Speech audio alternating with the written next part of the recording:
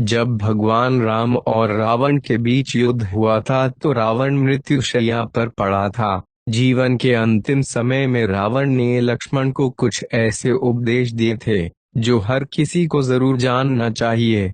रावण भले ही एक राक्षस कुल का राजा था, लेकिन उसके जैसा दुनिया में दूसरा कोई व्यक्ति नहीं। इसलिए कहा जाता है कि रावण सिर्फ एक है। लंकाधिपति दशानन महाराज रावण अत्यंत ही बलशाली, महापराक्रमी योद्धा, परम शिव भक्त, वेदों का ज्ञाता और महापंडित था। जैन शास्त्र में रावण को प्रति नारायण माना गया है। यही कारण है कि जैन धर्म के 64 शलाका पुरुषों में रावण का नाम भी शामिल है। रावण ब्रह्मा ज्ञानी और बहुविद्याओं का जानकार था। वह कई तरह के तंत्र, सम्मोहन, इंद्रजाल और जादू जानता था। रावण के पास ऐसा विमान भी था जो अन्य किसी के पास नहीं था। इसलिए जब रावण मृत्युशैया पर पड़ा होता है तब भगवान राम अपने भाई लक्ष्मण को रावण ने राजनीति और शक्ति का ज्ञान प्राप्त करने को कहते हैं। क्यों राम ने लक्ष्मण को रावण से शिक्षा लेने को कहा?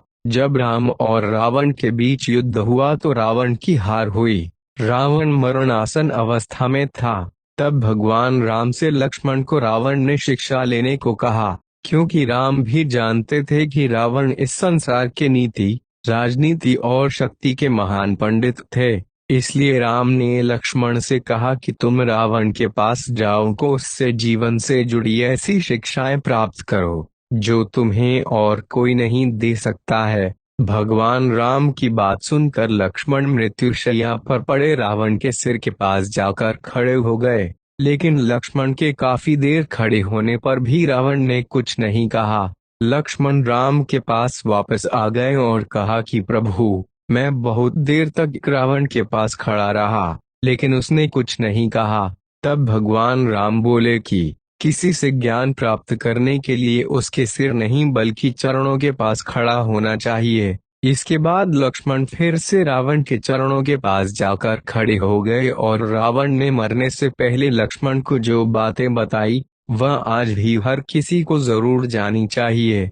रावण ने मरने से पहले क्या कहा? रावण लक्ष्मण को ज्ञान देते हुए कहते हैं कि किसी भी शुभ या अच्छे काम के लिए देरी नहीं करनी चाहिए, वहीं अशुभ काम के लिए जितना मोहवश करना पड़े उसे उतना टालने का प्रयास करना चाहिए। अपनी शक्ति और पराक्रम में इतना घमंड नहीं करना चाहिए या इतना अधिक अंधा नहीं होना चाहिए कि शत्रु तुच्छ लगने लगे। मुझे ब्रह्मा जी से वरदान मिला था कि मानव और वानर के अलावा कोई मुझे नहीं मार सकेगा, लेकिन इसके बावजूद मैंने इन्हें तुच्छ मान लिया और यही मेरी सबसे बड़ी भूल थी, जिस कारण आज मैं मरणासन अवस्था में पड़ा हूँ।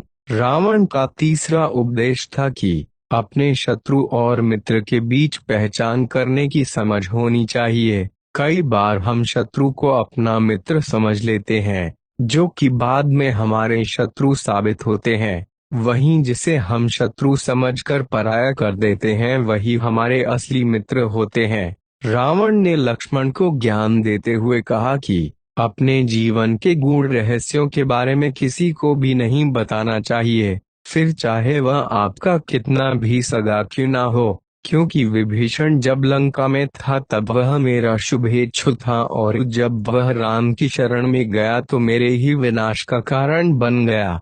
रावण का आखिरी उपदेश था कि किसी भी पराई स्त्री पर बुरी नजर नहीं रखनी चाहिए, क्योंकि जो व्यक्ति पराई स्त्री पर बुरी नजर रखता है वह नष्ट हो जाता है।